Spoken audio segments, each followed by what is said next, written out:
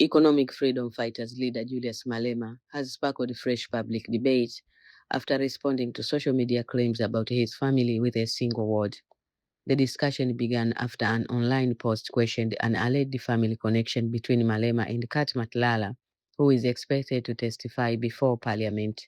Instead of issuing a lengthy statement, Malema replied with the words, I quote, Baloi, end of quote, a Sepedi and a Sesotho term that translates to, I quote, witches, end of quote. Although the response contained just one word, it quickly gained attention across social media platforms. In many South African communities, the term carries strong cultural meaning and is often associated with accusations of witchcraft or people believed to cause harm through supernatural means. Because of that cultural background, Malema's choice of language immediately became part of a broader public conversation that extended beyond the original social media post. As with many of Malema's online interactions, reactions were divided.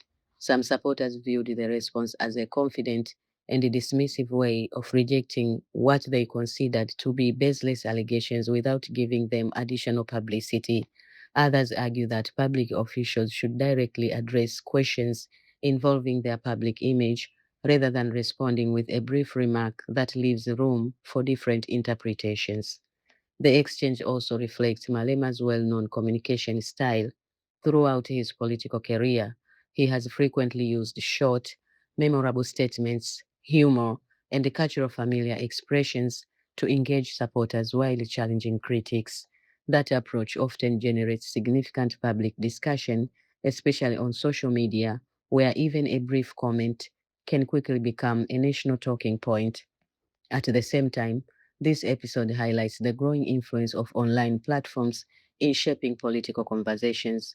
A single word reply can trigger widespread analysis, debate, and differing interpretations within hours, demonstrating how digital communication has become an important part of modern political engagement in South Africa. The key issue is not only what Malema meant by his response, but also how political messages are interpreted by different audiences.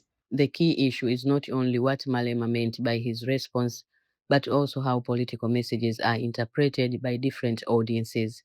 Supporters and critics often view the same statement through very different perspectives, making context just as important as the words themselves. What do you think Malema intended with his response?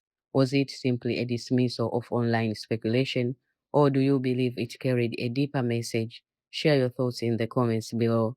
If you enjoyed this analysis and want more balanced coverage of South African politics and current affairs, be sure to subscribe and turn on notifications so you never miss our next report.